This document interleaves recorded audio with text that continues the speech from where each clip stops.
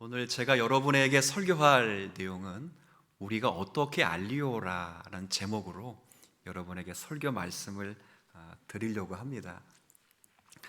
오늘 읽은 이 본문은 하나님께서 모세와 같은 선지자를 일으키셔서 자기 백성을 복되게 하시려는 그 계획을 이루시겠다 하시는 하나님의 의지의 선언입니다.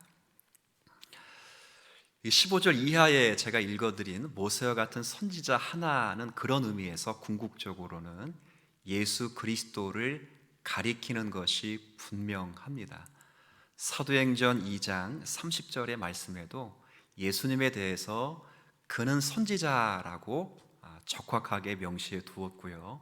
또 3장 23절 이하에도 모세가 말한 나 같은 선지자 하나라는 이 신명기의 말씀을 그대로 받아서 이 말씀이 그리스도 예수의 역사 안에서 성취되었다라고 사도들이 설교를 하고 있습니다. 네, 맞습니다. 예수님은 참 선지자이십니다. 예수님이 이 땅에 체류하시는 동안에 참 선지자로서 늘 영원히 하나님과 함께 동행하셨습니다. 그리고 하나님을 본 자신이 목도한 모든 것을 정확무호하게 계시의 말씀으로 허락하셨고요. 하나님의 뜻을 따라 살면서 하나님의 뜻에 부합하게 사역을 하셨던 참 선지자셨습니다. 그러나 하나님은 지상에서만 계시는 동안만 선지자 일을 하신 것이 아니고요. 하늘 보좌에 계시면서도 이 선지자직을 충실하게 감당하셨습니다. 성령을 보내주셔서 사람으로 하여금 영감된 하나님의 말씀을 기록하게 하셨고요. 지금도 선지자로서 여전히 성령을 통해서 영감된 하나님의 말씀이 우리의 심령 가운데 적용될 수 있도록 주님은 선지자로서 그 역할을 충실하게 감당하고 계십니다. 하나님은 이런 선지자를 세워서 이 예수 그리스도를 세워서 정말 당신께서 부르신 자녀들을 복된 길로 그리고 영광스러운 자리로 기필코 이르게 하십니다. 하지만 오늘 제가 여러분에게 말씀드린 이 본문은 또 제가 조금 전에 설명한 부분은 예전에도 설교를 한번 드렸던 적이 있고 그리고 신약을 만날 때 다시 한번 제가 말씀드리는 것으로 하고 오늘은 일반적으로 이 본문 속에서 강조되고 있는 바가 무엇인가 하는 것을 여러분에게 말씀드리면서 함께 교훈을 받으려고 합니다. 읽었던 18절부터 21절까지의 말씀인데요. 이렇게 되어 있습니다. 내가 그들의 형제 중에서 너와 같은 선지자 하나를 그들을 위하여 일으키고 내 말을 그의 입에 두리니 내가 그에게 명령하는 것을 그가 무리에게 다 말하리라. 누구든지 내 이름으로 전하는 내 말을 듣지 아니하는 자는 내게 벌을 받을 것이요 만일 어떤 선지자가 내가 전하라고 명령하지 아니한 말을 제 마음대로 내 이름으로 전하든지 다른 신들의 이름으로 말하면 그 선지자는 죽임을 당하리라 하셨느니라. 내가 마음속으로 이르기를 그 말이 여호와께서 이르신 말씀인지 우리가 어떻게 알리요 하리라 라고 되어 있는 부분입니다. 쉽게 설명하면 하나님께서 선지자들을 계속 일으키셔서 선지자의 입을 통해서 자신이 말씀을 하시겠다라고 하신 말씀입니다. 그래서 선지자의 말은 하나님의 말이기 때문에 선지자의 말을 경청하면 너희들이 살고 선지자의 말을 경청하지 않으면 너희들은 죽을 것이다 하는 내용입니다. 근데 그 끝에 백성들이 이제 의구심을 갖는 겁니다. 이 선지자가 하는 말이 과연 하나님이 하신 말씀인가 아니면 그냥 지가 하는 말인가, 이게 진짜인가 가짜인가를 어떻게 우리가 가늠할 수 있습니까? 라는 내용이 이 본문에서 강조하고 있는 부분입니다. 오늘 저희들이 함께 살펴볼 내용도 이겁니다. 교회로 조금 적용해 보면 이런 겁니다. 교회에서 지금 교회가 하나님의 입에서 나오는 말씀을 말하고 있는가 아니면 책임 맡은 자가 하나님의 입에서 나오는 말씀이 아니라 자기 말을 하고 있는가, 그것을 분별해야 한다라고 이야기를 하는 거예요. 저것이 진짜인가 가짜인가, 교회에서 선언되는 말씀이 정말 하나님의 말씀인가를 우리가 분별해야 한다 그거죠. 진짜가 아닌 가짜가 판을 치게 해두어서는 안 된다 하는 것이고요. 하나님의 입의 말씀이 아닌 가짜가 있는 교회의 모습과 목사는 걸러야 된다. 쉽게 설명하면 그런 교회는 성도가 스스로 분별해서 가지 말아야 한다. 그렇게도 적용될 수 있는 부분입니다. 굉장히 자극적이고 우리로 하여금 각성케 하시는 말씀입니다만 본문의 초점은 여기에 있기 때문에 제가 이 분별에 대해서 여러분에게 좀 설명을 드리려고 합니다. 바울 사도도 이 분별에 대해서 굉장히 영적 예배라고 할 정도로 중요하게 생각했어요. 이 세대를 본받지 말고 하나님이 기뻐하시고 원하시고 선하신 온전하신 뜻이 무엇인지 분별하라 이렇게 말씀해서 이 분별이 영적 예배입니다.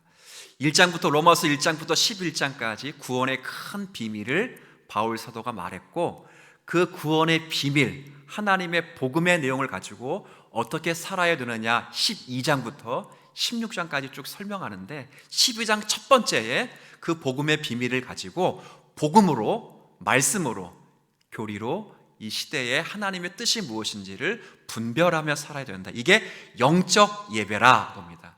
착하게 사는 것, 도덕적으로 사는 것, 사람에게 해끼치지 않는 것, 이게 영적 예배가 아니고요. 늘 긴장하면서 깨어있으면서 분별하는 것, 이것이 영적 예배라라고 바울 사도도 이야기를 했기 때문에 이것을 신구약 성경에서 굉장히 중요하게 다루는 내용이기도 합니다. 자, 그러면 어떻게 분별해야 할까요? 저 사람이 참 선지자인지, 하나님이 보내신 선지자인지, 아니면 자기 말을 하는 거짓 선지자인지를 어떻게 할까? 자, 그건 좀 차치하더라도 일단 우리 스스로를 그렇게 분별할 줄 알면 교회를 그렇게 분별할 수 있고요. 또 교회에서 설교되어지는 선지자들의 설교, 목사들의 설교를 그렇게 분별할 수도 있기 때문에 먼저 우리 안에 내가 참 신자인가, 영적인 사람인가, 육적인 사람인가, 내가 진짜인가 가짜인가, 이것을 분별할 수 있는 세 가지 시금석을 본문을 근거로 해서 여러분에게 말씀을 드리려고 합니다. 첫 번째는 참 성도는 모든 것을 말씀을 따라 판단하게 되어 있습니다. 무엇을 따라 판단하게 된다고요? 하나님의 말씀입니다. 여러분이 지금 뱃사람이 되어서 선장이 되었다고 한번 생각을 해보세요. 배를 항해할 때 반드시 필요한 게 두 가지가 있다고 합니다. 하나는 바다의 지도인 항해도가 필요하고요. 그 지도대로 잘 가고 있는가, 길의 방향을 알려주는 나침반이 필요하다고 해요. 반드시 두 개가 필요한 거예요. 지도가 있어야 되고, 지도대로 내가 길을 제대로 찾고 있는가, 방향을 알려주는 나침반이 있어야 합니다. 항해도가 있어도 나침반이 없으면 목적지까지 바르게 우리가 갈 수 없을 거예요. 아무리 훌륭한 뱃사람이 할지라도 정도의 차이만 있을 뿐 전부 마찬가지로 헤매고 말 것입니다. 따라서 배를 타고 목적지까지 바로 가기 위해서는 항해도뿐 아니라 나침반이 있어야 돼요. 이건 배를 항해하는 것뿐만 아닙니다. 믿음의 여정을 살아가는 우리의 여정에게도, 천국을 여행하는 철로 역정의 삶인 우리에게도 바로 믿음을 바르게 알려주는, 삶의 방향을 바르게 정해줄 수 있는 나침반이 필요하다는 것을 우리가 알 수 있습니다. 우리가 믿음 생활하다 보면 저도 마찬가지지만 넘어질 때도 있고요, 엉뚱한 곳에서 다리 긁을 때도 있고요, 헤맬 때가 참 많습니다. 근데 그때 바르게 방향을 알려줄 수 있는 나침반이 있다면 빠르게 그리고 바르게 목적지까지 이룰 수 있습니다. 그런데 놀라운 것은 이런 나침반을 하나님이 우리에게 주셨다는 거예요. 그게 뭐냐면 하나님의 말씀인 줄 믿으시기를 바랍니다. 미리 주신 거예요. 하나님의 말씀을 따라서 우리가 기준 삼아 살아갈 때는 생명의 길을 걷게 되어 있습니다. 따라서 하나님의 말씀을 비추어 한 걸음씩 나아가게 되면 우리가 목적지까지 가는 거예요. 어린이들이 흔히 부르는 찬양 가운데 돈으로도 못 가요라는 찬양이 있어요. 저도 어릴 때 많이 불렀어요. 돈으로도 못 가요, 하나님의 나라. 또 뭐 있죠? 힘으로도 못 가요, 하나님의 나라. 여러분처럼 얼굴 예뻐도 못 가요, 하나님의 나라. 근데 무엇으로 하나님 나라 갈 수 있죠? 믿음으로 가는 나라, 하나님의 나라. 근데 믿음은 말씀을 들으면서 나오기 때문에 하나님의 말씀이 바르게 서 있으면 하나님의 나라의 여정을 충실하게 걸어갈 수 있는 거예요. 구약의 시편에도 나와 있지요. 주의 말씀은 내 발의 등이요 내 길의 빛이라. 그 등과 빛이 없으면 우리의 믿음의 여정을 걸어가는 데 있어서는 늘 헤매고 넘어질 수밖에 없는 것입니다. 오늘 제가 첫 번째 제시하는 것이, 정말 참된 신자라면, 저 교회가 온전한 교회라면, 저 목사가 정직하게 하나님 말씀을 대언하는 사람이라면 모든 것을 하나님의 말씀에 근거해서 말하고 하나님 말씀에 근거해서 대언할 것입니다. 여러분도 마찬가지일 거예요. 그래서 오늘 본문에 보면 자주 등장하는 게 말씀이에요. 제가 그냥 쭉 한번 읽어드릴게요. 본문에 등장하는 표현만입니다. 그의 말을 들을지어다. 내 말을 그의 입에 두리니 그가 무리에게 그 말을 다 말하고 또 내 말을 듣지 아니하면, 말씀하신 것을 다 전하지 아니하면 전부 하나님의 말씀이라고 하는 거예요. 기준은 주의 말씀입니다. 끊임없이 말씀에 의해서 판단하고 분별해야 합니다. 목사일지라도 안심할 수가 없는 거예요. 이 교부 신학자 가운데 굉장히 훌륭하신 분들이 많은데요, 그분 가운데 한 분이 터툴리안이라는 분이 계셔요. 이분은 라틴 신학의 아버지라고 칭할 정도로 굉장히 저명하신 분이에요. 저와 여러분이 많이 하나님을 삼위일체라고 부르죠. 삼위일체이신 하나님이라 부르는데, 이 용어를 최초로 역사 가운데 쓰신 분이고요, 어거스틴이 삼위일체를 정립할 때까지 그 선대에 역사적으로 삼위일체를 잘 정리하고 말씀하신 분 가운데 한 분이에요. 이분이 얼마나 또 교회와 관계돼서 권위를 존중히 여겼냐면, 교회만이 성경을 해석하고 보존할 수 있는 유일한 영적 기관이라고 해서 교회를 굉장히 존중히 여겼던 분이에요. 그런데 이분이 어느 날 몬타누스라고 하는 이단 운동에 가담하게 되는 일이 생겨납니다. 몬타누스는 제가 이단이라고 말했죠. 몬타누스가 어떤 이단이냐면, 요한복음 14장 6절인가 16절 거기에 보면 예수님께서 보혜사를 보내주신다라고 말씀했는데, 이 보내실 보혜사 성령이 자기 자신이라고 말하는 사람이었어요. 그러니까 자기가 성령이기 때문에 자기가 말하는 말은 사도들의 말보다 훨씬 권위가 있기 때문에 성경과 똑같다라고 주장했던 이단이에요. 얼마나 많은 사람들이 따랐는지 몰라요. 지금도 한국 교회에 자신을 성령이라고 주장하는 교주들이 참 많아요. 가장 가깝게는 바로 옆에 있어요. 하나님의 교회의 교주였던, 지금도 교주 가운데 영원한 교주라고 자기들이 자칭하는 안선홍이라는 분은, 그 사람은 자기가 지금도 성령이라고 생각하고 있어요. 성령, 그렇게 이야기를 하는 거예요. 근데 어느 날 이 터툴리나와 하는 건강한 신학자가 그 이단 사상에 빠져버리는 거예요. 정말 역사 속에서 많은 역사 연구가들이 연구했어요. 아니, 이런 대신학자가, 정말 훌륭한 믿음의 선배가 어떻게 여기에 빠질 수 있었을까라는 고민과 많은 안타까움을 가지고 연구를 정말 많이 했어요. 근데 그때 가장 믿을 만한 한 가설이 하나 있는데, 그게 뭐냐면, 이분이 활동했던 시대가 2세기 중엽 그리고 3세기 초엽이에요. 이때는 교회가 하나님의 말씀에 근거해서 살아가면서 정말 윤리적으로 도덕적으로 많이 타락했던 그런 시대였어요. 그러니까 이 터툴리안이라는 목사님이, 교부가 생각할 때, 야, 교회를 정화시켜야 되겠다. 하나님 말씀으로 정화될 뿐만 아니라 정말 교회를 정화하는 캠페인을 벌리자 해서 금욕주의 운동을 펼쳐요. 근데 놀랍게도 이 금욕주의 운동을 잘 펼쳤던 사람이 바로 이단이었던 몬타누스였던 거예요. 그러니까 몬타누스가 이 손을 잡으면서 교회에 점점 금욕주의 운동을 펼친 거예요. 제가 그런 역사들을 보면서, 야, 제가 정말 상상할 수도 없고 제가 정말 따라갈 수도 없는 그 훌륭한 터툴리안이라고 하는 목사님도 하나님의 말씀으로 기준하지 않으면 넘어질 수 있구나 하는 것을 생각했어요. 맞아요. 요즘 21세기를 살아가는 사람들의 많은 기준들이 있잖아요. 유대주의자나 저 로만 캐톨릭은 여전히 전통이라고 하는 기준이 있어요. 우리 교회도 전통이라는 것이 있어요. 이게 나쁜 게 아니에요. 근데 그게 기준이면 안 되는 거잖아요. 합리주의 이성 시대를 살아가면서 얼마나 많은 사람들이 이성이라고 하는 이지주의의 잣대를 가지고 우리가 살아가고 있습니까? 어떤 분은 감정이 될 수 있고 어떤 분은 민주주의가 잣대가 되어서 다수결의 원칙으로 인해서 교회를 운영하기도 그게 진리인 것처럼 생각해요. 다 중요해요. 전통도 중요하고 합리도 중요하고 민주주의, 다수주의, 다수결 그리고 다 중요할 수 있어요. 그러나 그것보다 훨씬 중요한 건 하나님의 말씀인 줄 믿으시길 바랍니다. 이 말씀이 정말 기준이 되어야 돼요.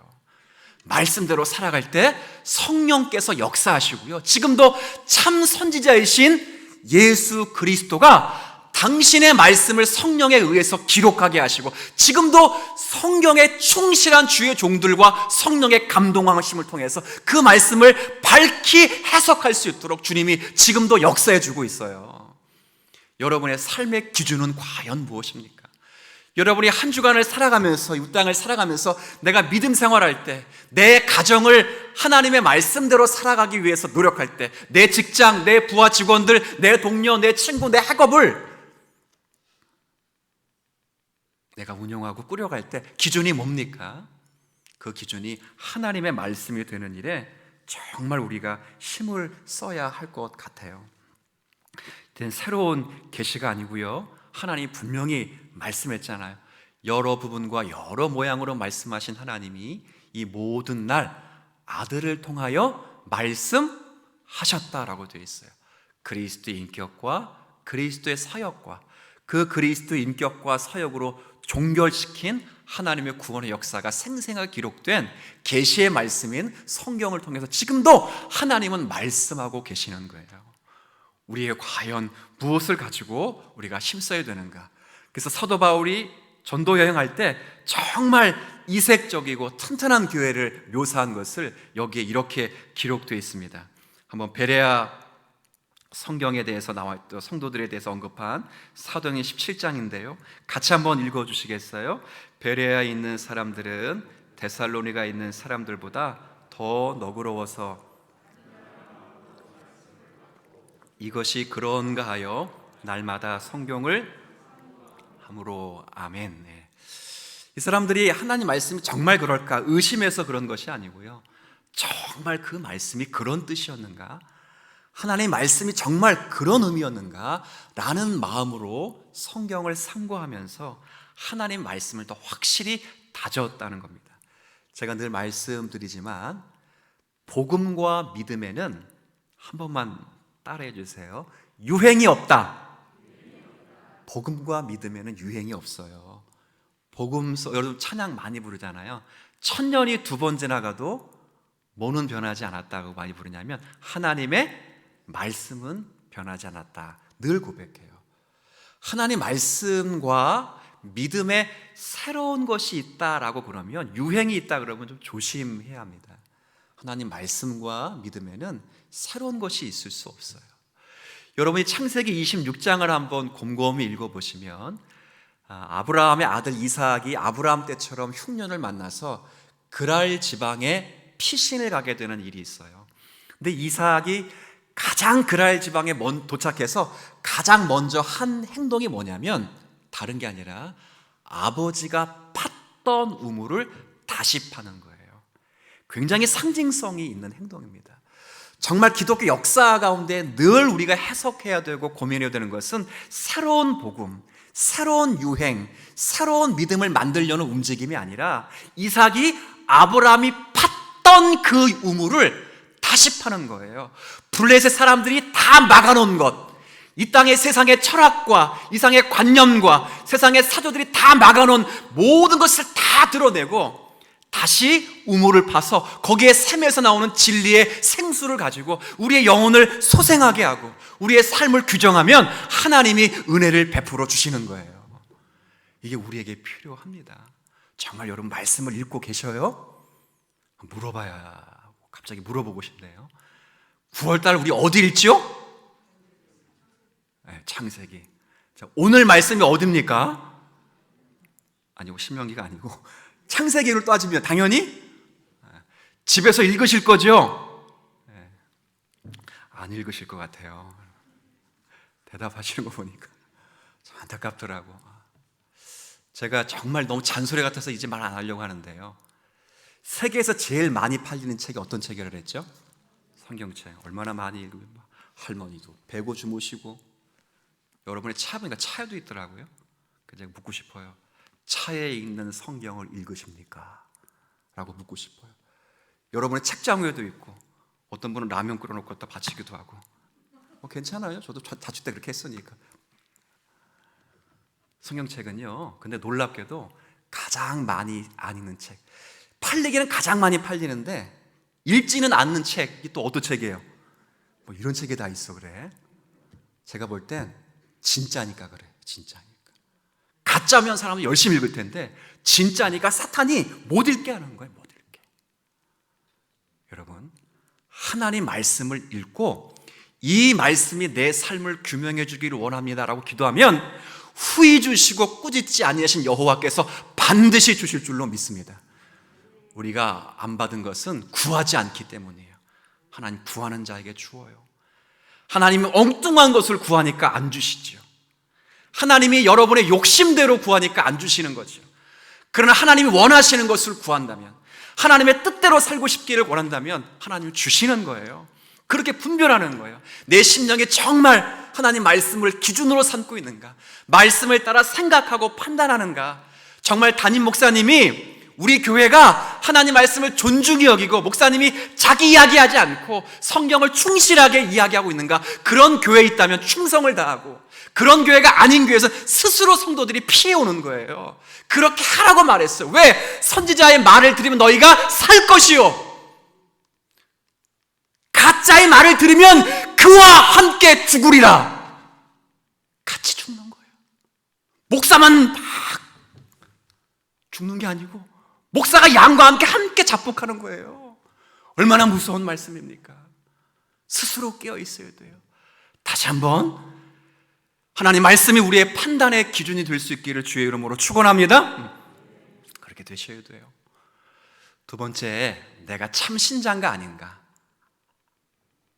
목회자가 참 목회자인가 아닌가, 이 교회가 참된 교회인가 아닌가를 가늠하는 두 번째는 양심의 가책을 느끼면서 육체와 영혼이 실제적인 아픔과 고통을 경험하는 거예요. 제가 요건 읽어드릴게요. 22절 한번 볼까요? 22절에 보면 앞부분만 읽어드리겠습니다. 만일 선지자가 있어서 여호와의 이름으로 말한 일에 증언하고 성취라는 얘기가 나와요. 증언도 없고 성취함도 없으면 이는 여호와께서 말씀하신 것이, 그다음 뭐라고 되어 있어요? 아니요. 자, 그러면 이 말씀이 참되라면 두 가지가 있어야 돼요. 하나는 뭐가 있었냐면 증언이라는 것이 있어야 되고, 하나는 성취가 있어야 돼요. 증언은 다름이 아니라 지금 선지자가 하는 말이 하나님의 말 가르침과 일치하는가, 그거예요. 쉽게 설명하면 오늘날에도 전하는 자의 메시지가 성경에 충실하게 기본으로 가지고 있는가, 아니면 자기 이야기를 하는가, 그거예요. 아무리 이야기를 구체하게 잘하고 멋지게 화려한 미사어구를 사용해서 정말 성도들을 울리고 감동을 시킬지라도 그 말한 이야기가 성경에 기반을 두고 있지 않으면 그건 하나님이 말씀하신 것이 아니라는 거예요. 증언은 그거예요. 성취는 뭐냐면 계시성을 이야기하는 거예요.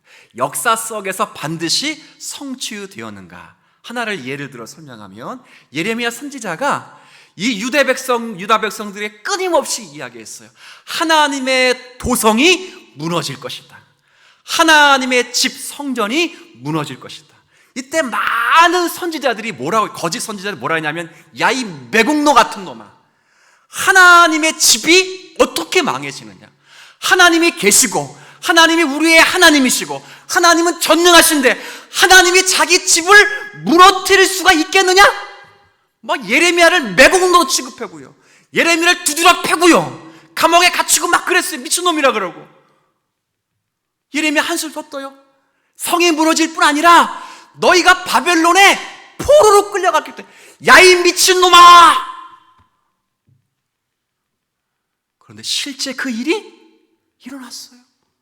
성이 무너지고 성전이 무너지고 포로로 끌려갔어요. 모든 거짓 선지 입을 다 닫았어요. 성취되는 거예요. 이 성취가 그리스도 예수의 오심까지 이어진 거고, 이제 이 성취는 이제는 우리의 인격 안에서 성취가 돼요. 어디서 성취돼야 된다고요? 인격 안에서. 역사 속에서 내년에 성취될 거, 100년 후에, 이게 아니고 이 말씀의 증언과 성취가 우리 안에 있어야 돼요. 주의 말씀을 듣고 주의 말씀을 읽고 주의 말씀으로 각성할 때 실제 내 양심에 죄책감이 생기고 정말 가슴을 치고 탄식하면서 마음과 육신으로 고통과 아픔과 그런 간절함을 경험해야 합니다. 로마서 7장에 바울의 고백 하나 읽어드릴까요? 바울이 얼마나, 이 사도도 참 고귀하신 분인데 얼마나 많은 슬픈 탄식을 하는지 제가 한 구절 읽어드릴게요. 내 지체 속에서 한 다른 법이 내 마음의 법과 싸워서 내 지체 속에 있는 죄의 법으로 나를 사로잡는 것을 보는도다. 그 다음 들어보세요. 오라, 나는 곤고한 사람이로다.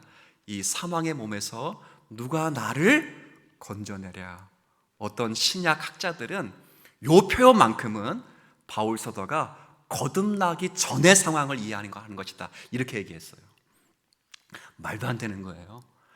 바울 사도는 거듭나 있어요. 그리고 바울 사도는 하나님의 종이에요. 근데 하나님의 종이고 거듭나고 성령으로 다시 태어난 그이지만 여전히 죄악된 마음이 있어서 이 죄를 보면서, 마음의 안타까움을 보면서 정말 슬픔으로 탄식하는 거. 주님, 나를 살려주세요. 내가 정말 하나님의 사도이고 하나님 말씀 전하는 복음 전도자임에도 불구하고 내 안에 여전히 쓴 뿌리가 있고 주의 말씀에 비추어 보아서 정말 하나님의 자녀답지 못하는 그런 행동이 있습니다. 오늘도 목회자가 말씀하실 때, 내가 성경을 읽을 때 이 부분을 깨닫고 돌아올 수 있게 하여 주옵소서. 그런 간절함이 과연 우리 가운데 있느냐, 그 말입니다. 그냥 교회의 제도권 안에 안정화하면 안 돼요. 좋은 목회자들이 주변에 있다고 해서 그 양만 믿고 천국 가야지, 국회의원식 신앙생활하면 안 돼요. 정말 언제 울어보셨습니까? 언제 정말 말씀 붙잡고 통회해 보셨습니까? 그렇게 살지 못해서, 저 사람을 내가 용서하지 못해서, 분명히 원수까지 사랑하시라고 하신 말씀 때문에 있는데 그 말씀이 내 안에서 이루어지지 않는 것 때문에 얼마나 통회하며 자복해 보셨습니까? 그때가 언제입니까? 여러분의 침상에 그 베개 잎을 여러분의 눈물로 적셔본 적가 언제입니까? 아니, 그런 적이라도 있습니까? 바울의 빌립보서의 말씀을 한번 읽어보십시오. 얼마나 긴박함과 간절함을 가지고 살아갔는지. 지난달 우리가 바울 서신을 읽으면서 저는 그때는 이 부분에 제가 마음을 두었습니다. 빌립보서 3장 10절부터 14절인데요 좀 길지만 여러분께서 함께 읽어주시면 고맙겠습니다. 내가 그리스도와 그 부활의 권능과 그 고난의 참여함을 알고자 하여 그의 죽으심을 본받아 어떻게 해서든지 죽은 자 가운데서 부활에 이르려 하노니 내가 이미 얻었다 함도 아니요 온전히 이루었다 함도 아니라 오직 내가 그리스도께 잡힌 바 된 그것을 잡으려고 달려가노라.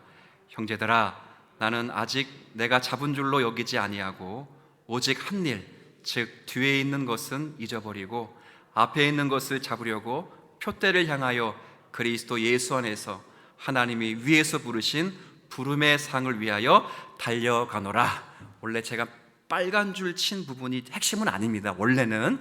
그러나 제가 지난달이 바울 서신 빌립보서부터 쭉 읽어 나갔던 때였기 때문에 이 부분에 조금 더 관심을 두고 묵상을 했기 때문에 이 부분에 동그라미를 친 거예요. 가장 빨간 것이 앞부분에 뭐라고 되어 있죠? 알고자 하여. 뭘 알고자 하는 거예요? 첫 번째는 그리스도 자신을 알고자 하는 거예요. 그리고 그리스도의 부활의 능력을 알고자 하고, 부활의 능력을 알고자 하면 반드시 그리스도의 고난을 체험해야 돼요. 그래서 바울이 정말 체험하고 싶고 정말 알고 싶고 정말 어떻게 해서든지 담고자 하는 것은 그리스도의 고난에 동참하는 거예요. 이 고난이 단순한 땜빵이 아니라 이 고난을 통하여 부활의 능력을 만드신 그 그리스도의 복음의 신비로움을 알기 위해서 정말 힘을 쓰는 거예요. 이런 긴장감이 있어요. 정말 그리스도 자신을 알고자 싶은 그 마음이 있어요. 기도 많이 하죠. 하나님의 사역을 위해서 기도합니다. 선교를 위해서 기도하고, 구제를 위해 기도하고, 교육을 위해 기도하고, 병든 자를 위해 기도합니다. 그러나 하나님 자신을 위해서 기도하고 있는가? 정말 그 말씀이 내 심령을 정말 꿰뚫고 있는가?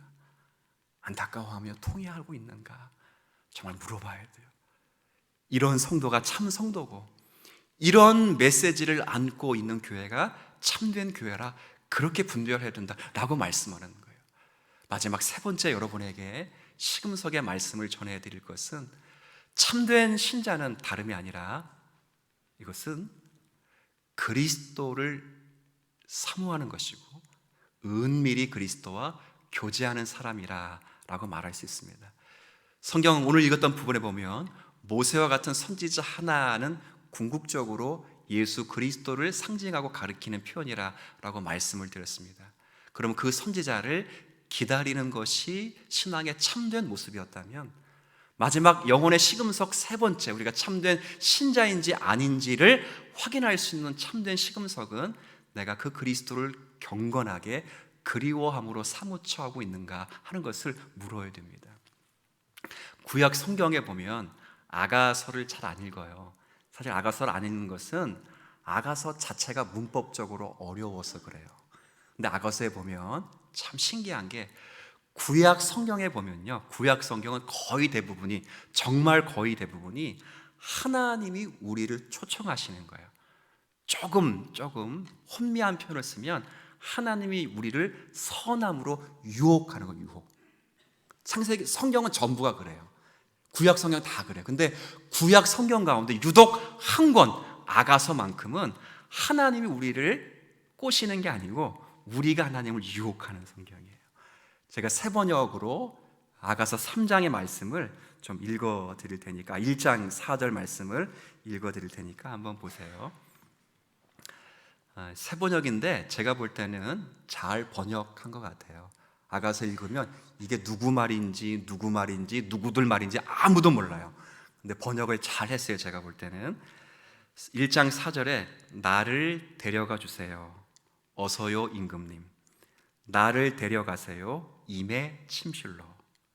자, 지금 말을 하고 있는 사람이 여성이라는 것은 가늠이 되죠. 그리고 임금님의 침실로 자기를 데려가라고 자기가 지금 임금님을 유혹하고 있는 장면입니다.